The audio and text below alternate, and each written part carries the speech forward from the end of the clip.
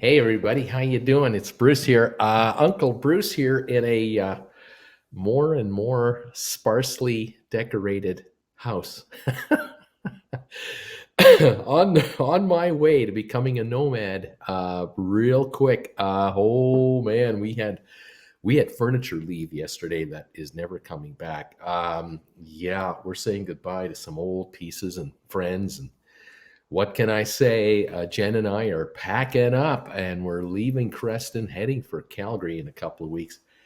And I got to tell you, the house is getting echoey in certain areas.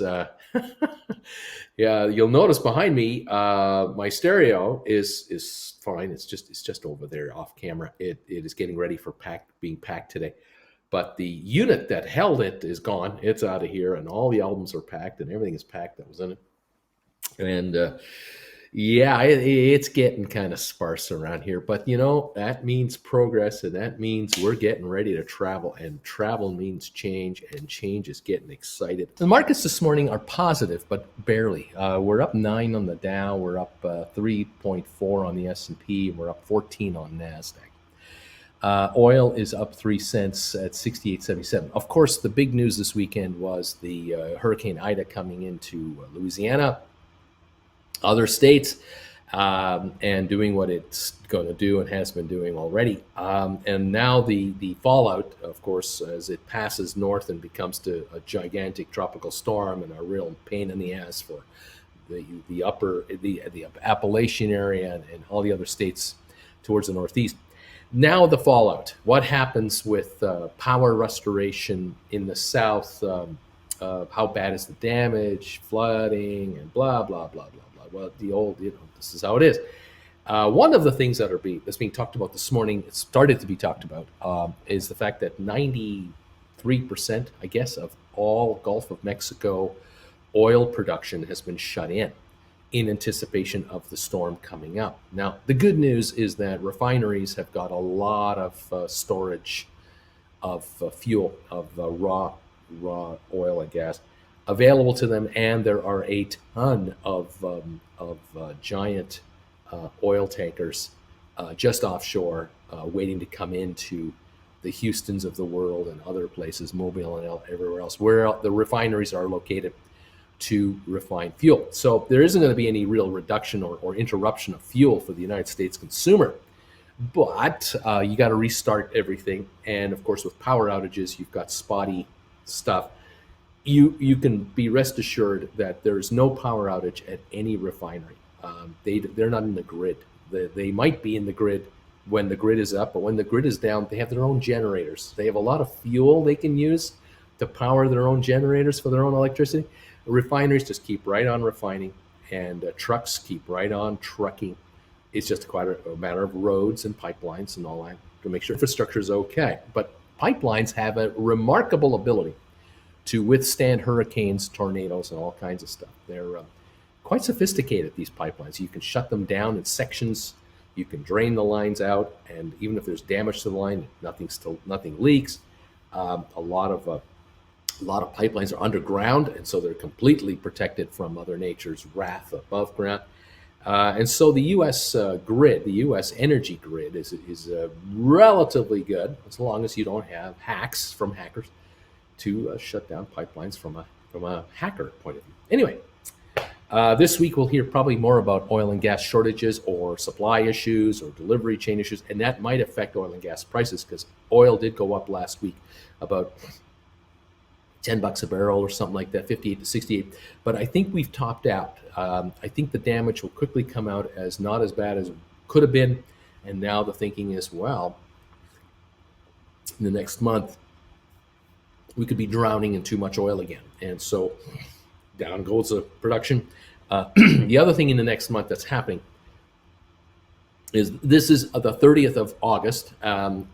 Next weekend, Labor Day. The 6th of September is Labor Day.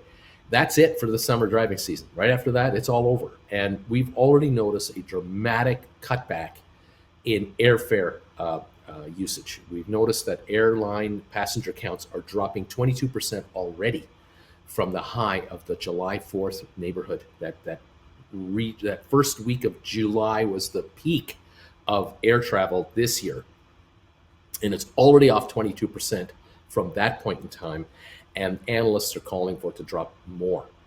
And the reason is multiple reasons. There isn't one, but there are many.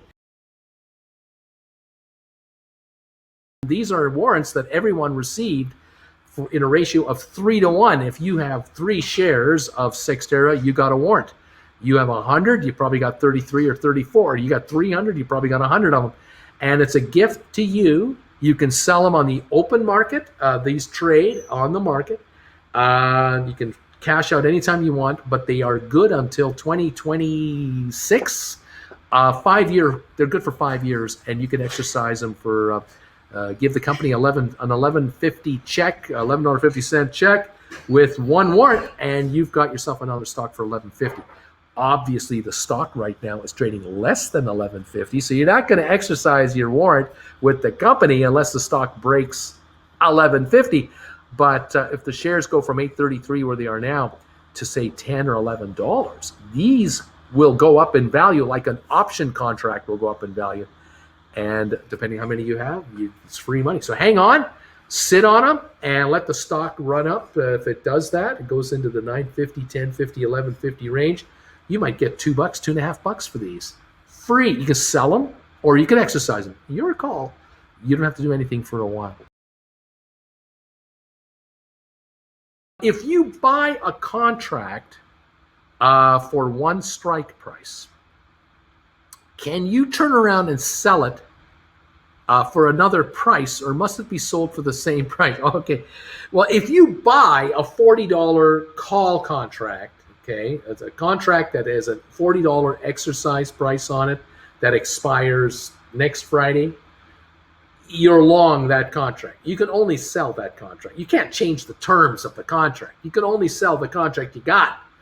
If you sell a contract, you write a contract, you can only buy that contract back. That's that term contract, not that exact one, but the same value contract. So if you write a $40 call for next week, you can buy back a $40 call for next week. Not the same one you wrote, but just the exact same contract you wrote, the same style contract. So you're liquid either way. You buy and sell, or you sell and buy, but it's the same exercise price, expiry date, but the price might change depending on what the stock does, up or down. You think it'd be better to average down on SoFi or ATIP? I have 1,500 SoFi at 1867. I have 400 ATIP at 962. I say average down on both of them, just in moderation. Just pick off a little of each one. Just pick off, and just add to your position and sit and let her run. You know what's wrong with that? If if GameStop goes way up in the next few months, you limit your upside. You don't. You roll over your contracts. If the stock goes higher, you roll them over and you get 350s. Stock goes higher, you roll them over and get 450s. Stock goes higher, you roll them over. You keep enjoying the upside. You don't get bought out. What's the nice spread to slap on GameStop right now? What would be a nice spread? Well, I mean, you could write a butterfly spread, maybe for this Friday. But you're going to have to. You may want to wait later this afternoon or tomorrow to kind of see, a 2-day spread. But if you can write a couple of maybe 210 calls and buy a 190 and buy a 210 call, there's 2 longs and 2 shorts. That's a butterfly spread around the 210 level between 190 and 210. Or 190 and 220, excuse me. So, 200 and 220. $200 call, 210 calls you write, and 220 you buy. Yeah. $10 below, $10 above you buy, and right at the money you sell. That might work, but you'd have to do the mathematics to see. You should really watch my video to see how that works so you can figure out the return, the risk-return ratio and all that. Thank you, everybody, for that. If you'd like to talk to me about a 1-hour session, you want to get together with me, send me an email through my email address, which is right here. It's the old school hotmail.com email address. Send me an email. Say, Bruce, I'd like to talk to you on a one-on-one session. When can you book me in? I'd like to make a reservation and lock it in right away.